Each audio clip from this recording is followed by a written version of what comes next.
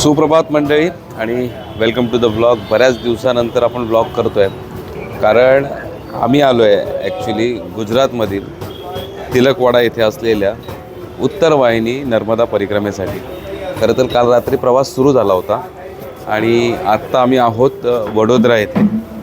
सकाळची न्याहारी वगैरे करून आता निघणार आहोत. ते म्हणजे पावागड येथे कालिका मातेचे जे मंदिर आहे प्रसिद्ध असलेलं, तिथे जाणार आहोत. त्यामुळे एकूणात हा प्रवास मी तुम्हाला निश्चितच दाखवेल आणि उद्या आमची परिक्रमा असणार आहे. त्यामुळे हे एकूणात सर्व निश्चितच तुम्हाला दाखवेल. बघूया पुढचा प्रवास नक्की कसा होतो.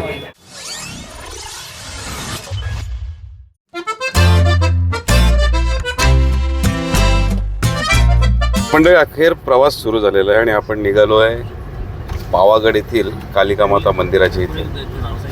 इथून साधारण एक 35-40 किलोमीटरचं अंतर असावं. पहिल्यांदा चाललो आहे. अनुभव अद्भुत असेल निश्चितच. बघूया.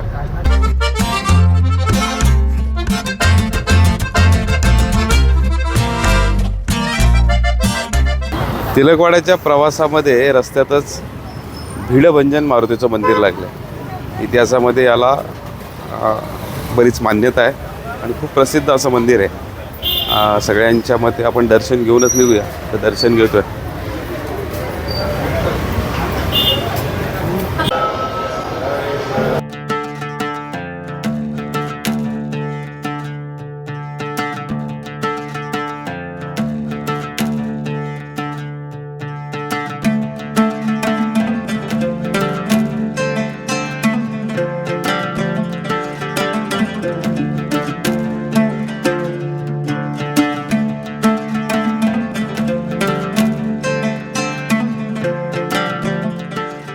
मंडळी, पावागडच्या इथे खाली चंपानेर नावाचं बस स्टॉप आहे. तिथे आलो आहे आता आम्ही. कारण चैत्र नवरात्र असल्या कारणाने कालच नवमी झाली. नवरात्र कालच संपली. पण भक्त भाविकांची संख्या मोठ्या प्रमाणात आहे. वरती लाखो भाविक येत असतात. त्यामुळे प्रायव्हेट व्हेकल, रिक्षा वगैरे सगळं बंद केलं आहे. आता केवळ सरकारी व्हेकलने तिथे जाता येईल. त्यामुळे आम्ही आता इथे आलेलो आहे. बघू आता. इथे गर्दी देखील बरीच दिसते आणि माझ्यासमोर तुम्ही बघू शकता वरती डोंगरावर जे दिसतं आहे तेच आहे पावागड. बघा, इथं आपण व्यवस्थित बघू शकतो. हेच आहे पावागड आणि इथे रोपवे स्टेशन आहे वरती.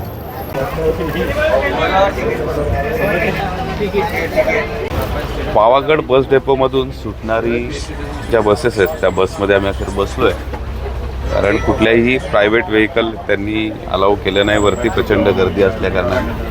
तर अगदी पायथ्यालाच पावागड बस स्टॉप आहे. इथून एक 4-1 किलोमीटर रोपवेचं स्टेशन आहे. तिथून पुढे मग रोपवेने मी वर जाणार आहे.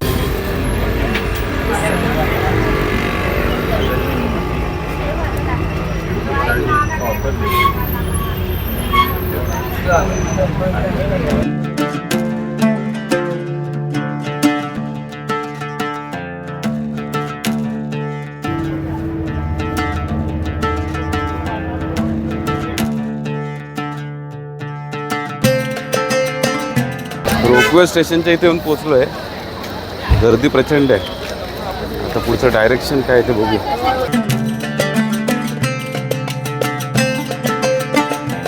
रोपवेची रांग बरीच मोठी आहे. एक साधारण अर्धा-पाऊण तास लागेल असं दिसतं आहे. आणि आत्ता जी काही माहिती मिळाली म्हणजे वरती रोपवे स्टेशनला उतरल्यानंतर देखील 400-450 पायऱ्या चढाव्या लागणार आहे असं दिसतंय. पण बघूया आता काय कसं काय. माझ्या मागे तुम्ही गर्दी बघू शकता आणि रोपवे स्टेशन एक्झॅक्ट बाजूलाच आहे.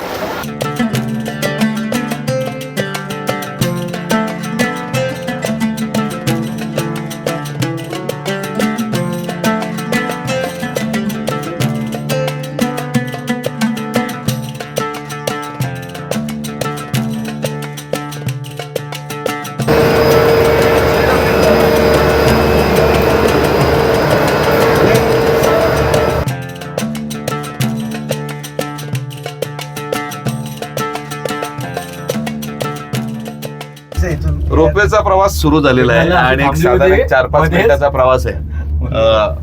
वरती तुम्ही बघू शकता केबल कारचे जे काही ते दिसत आहेत आणि खूप सुंदर असा प्रवास आहे. थ्रिल आहे ऑब्विसली. ज्यांना भीती वाटत असेल त्याच्यासाठी निश्चितच थ्रिल आहे. पण फार जास्त वेटिंग करावं लागलं नाही. बघूया 1-2-4 मिनिटांमध्ये आम्ही वरती पोहोचू.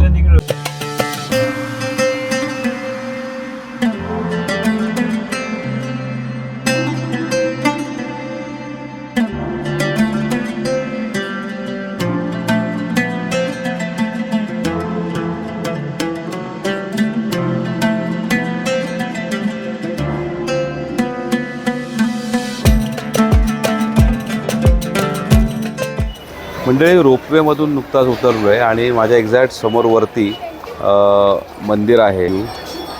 थोडं जवळ दाखवतो, बघू शकता मंदिर.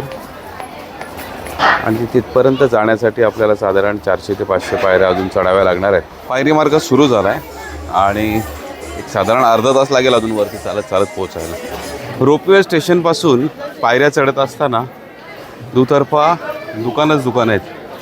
मग त्याच्यामध्ये पूजेच्या साहित्यापासून प्रसादापासून अनेक वस्तू आपल्याला इथे मिळतात. 400-450 पायऱ्यांचं अंतर आहे, पण फार काही थकवा आणणारं असं आहे असं वाटत नाही. ऑलमोस्ट 100-1 पायऱ्या राहिलेल्या आहेत. बघूया, वरती गेल्यानंतर नजारा निश्चितच अद्भुत असेल. हे खालून जो नजारा पाहिला आहे खरंच जबरदस्त आहे. ते वर मंदिर दिसतंय आणि हा पायऱ्यांचा मार्ग शेवटचा टप्प्याचा.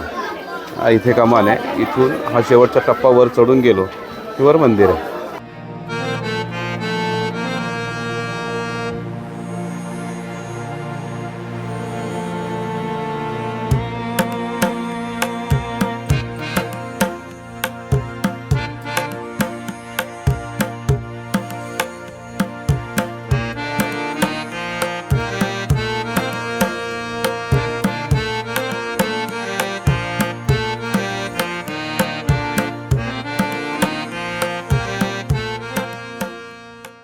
पावागड निवासी कालिका मातेचं अखेर सुंदर दर्शन झालं.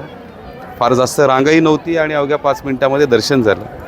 पण हे मंदिर वर आल्यानंतर कळतं की किती उंचीवर आहे. कारण आम्ही तर रोपवेने प्रवास केला, त्यानंतर साधारण 300-400 पायऱ्या चढून वर आलो.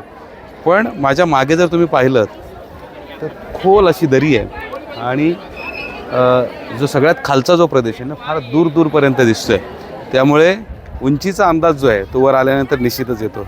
चौफेर सर्वत्र आपल्याला इथे शेती बघायला मिळते आणि आज भक्त भाविकांची संख्या मोठ्या प्रमाणात आहे. शनिवार रविवार बऱ्यापैकी संख्या असते.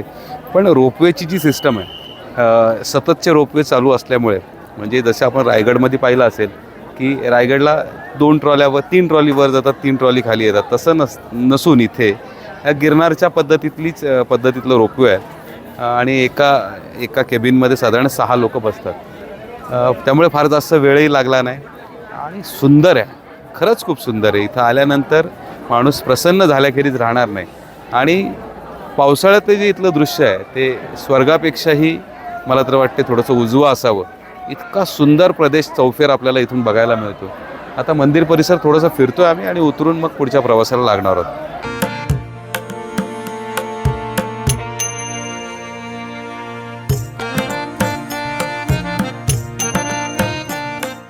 नुकताच देवीचं दर्शन झालं आणि उतरताना डाव्या साईडला यज्ञशाळा आहे. इथं अविरत हजारोचा मंत्रजाप सुरू असतो. त्यामुळे इथे थोडा वेळ घालवण्याचा निर्णय केला आहे आम्ही आणि खूप सुंदर वातावरण असतं. निश्चितच फार लोक इथे येत नाही, पण ही यज्ञशाळेत बसायला पूर्णतः मोफत असतं आणि तुम्ही कितीही वेळ इथे घालवू शकता.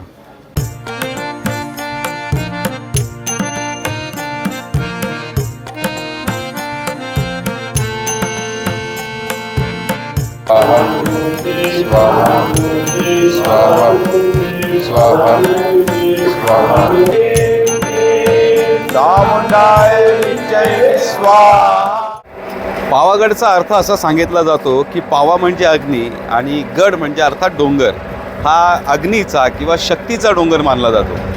इथे यज्ञकुंड, इथं सातत्याने यज्ञ सुरू आहे आणि त्या यज्ञामध्ये सहभागी होता आलं. साधारण 1700 मंत्रजाप इथे झाला आणि 1700 आहुती देण्याचं भाग्य आम्हाला लाभलं.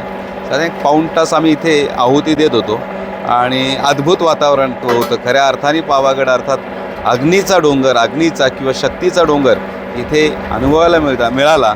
अर्थात माता पार्वती जी माता कालिकेच्या रूपामध्ये इथे विराजमान आहे आणि ती देखील शक्ती रूपातच आहे, त्यामुळे त्या अर्थाने देखील शक्तीचा डोंगर असं इथे म्हटलं जातं. पौराणिक आख्यायिकानुसार माता पार्वतीचे अर्थात सतीचे जे विविध तुकडे सर्वत्र पडले त्यापैकी उजव्या पायाचा अंगठा जो आहे तो पावागड इथे पडला आणि ती जी सर्वत्र जी 108 शक्तिपीठ आपण ज्याला म्हणतो त्यापैकी एक शक्तिपीठ हे पावागड आहे. दर्शन छान झालं.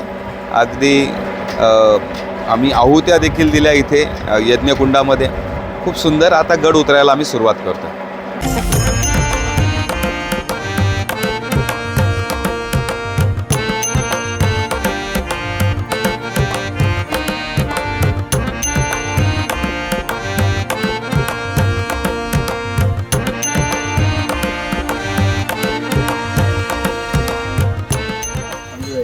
पावागड उतरून तिलकवाड्याच्या दिशेने प्रवास सुरू केला, पण सगळ्यांच्याच पोटात अगदी कावळे ओरडत होते.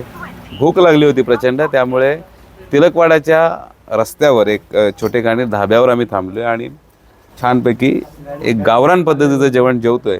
जेवण झालं की पुन्हा प्रवास सुरू होईल, तो म्हणजे तिलकवाड्याच्या दिशेला. आणि तिलकवाड्याला गेल्यानंतर आजची वस्ती उद्या परिक्रमेला सुरुवात करणार आहोत. तर मंडळी छानपैकी जेवण झालं आहे आणि आता आम्ही निघालो अखेर तिलकवाड्याच्या दिशेला. आणि अगदी व्लॉगच्या सुरुवातीपासून ओळख करून द्यायची राहिली तर आपल्यासोबत कोण कोण असणार आहेत. चास्कर सर आहेत, इकडे आहे रुपेश देवलीकर, इकडे आहेत आनंद देशपांडे, मागे सुधीर खाणीकर, सुरेश चंदने आणि मध्ये आहे सागर नर्मदे. तर असे एकूण आम्ही एक 7 जण आहोत.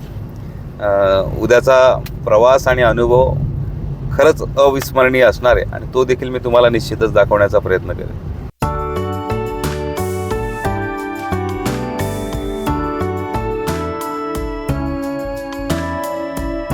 तर मंडळी फायनली आपण तिलकवाडा इथे पोचलेलो. माझ्या मागच्या बाजूला तुम्ही बघू शकता एक कमान दिसते आणि इथून आतमध्ये जायचं आहे. पुढे नर्मदेचं तट आहे आणि तिथून परिक्रमा सुरू होते. तर फायनली वी रिच्ड. उद्यापासून परिक्रमा सुरू होणार आहे. तर आजचा ब्लॉग आपण इथेच संपूया. निश्चितच उद्याची परिक्रमा बघूया आपण पुढच्या ब्लॉगमध्ये. धन्यवाद.